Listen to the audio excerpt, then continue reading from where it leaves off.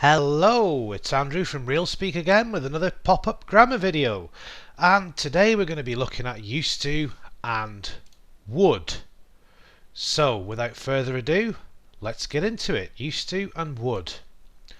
So if we say something used to happen, we're talking about repeated events or actions in the past, usually things that happened a long time ago and are now finished. To express this, we can generally use used to or would. So that's the grammar explanation. Let's get some examples. So we have this. People used to paint in caves. People would paint in caves. Of course, not anymore. Now the meaning here with used to and would, the meaning is the same. It's a repeated past action.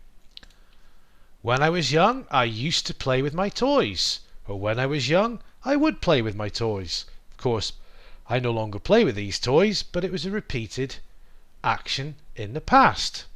So used to and would mean the same thing here. So far, we've discovered that used to and would look the same. However, we only use would to describe actions or situations that were repeated again and again and again. But we use used to for any extended action or situation in the past.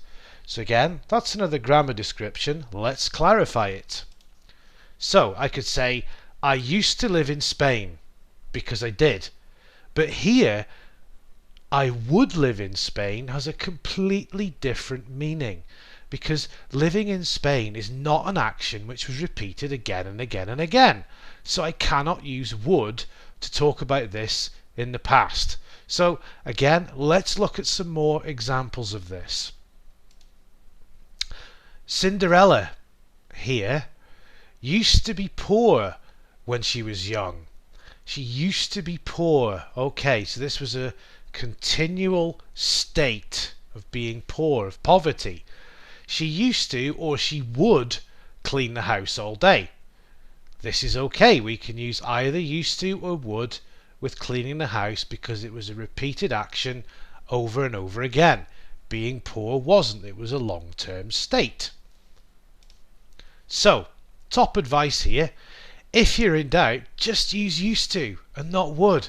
It saves you having to think about the grammar. Use used to.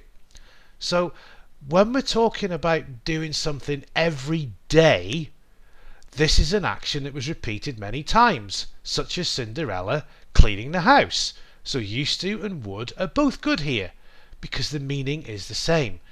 But if we're talking about states, or using stative verbs, or situations, we can only use used to. So would really can only be used with action verbs. So the takeaway here is, if you're in doubt, use used to. But if you're going to use would, remember that it can only be used with action verbs, verbs where there is an action, such as cleaning the house, not with stative verbs. So just to clarify, here are some examples of stative verbs or state verbs. They describe things that don't change easily or quickly. For example, what you believe, what you think, what you own, what you understand. And they're not action verbs like jump, talk, buy, clean, eat, etc. And just as a side note, these stative verbs are not normally used in continuous or progressive tenses either. So there's a sort of list of some of the most important stative verbs there. Now, a warning. I used to play football. I didn't used to watch TV. Did you used to eat junk food? Can you see the difference here? Well, it's the spelling. In the affirmative, it has a D. In the negative and the interrogative, there is no D, as we spell in English, but listen to the pronunciation. I used to play football. I didn't used to watch TV. Did you used to eat junk food? So you see, although the spelling's different, the pronunciation is the same. I used to. I didn't used to. Did you used to? Okay.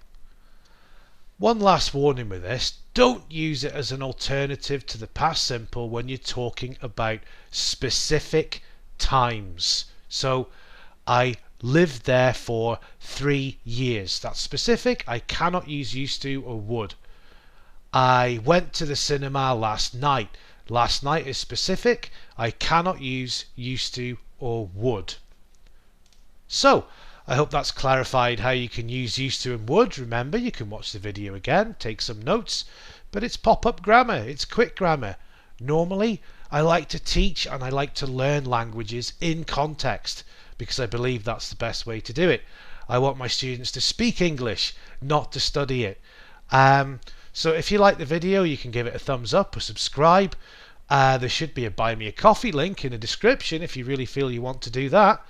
And if you'd like to book an English class or like to inquire about them, please email me at info@realspeak.uk, where I would normally give every new student a free 15-minute trial lesson.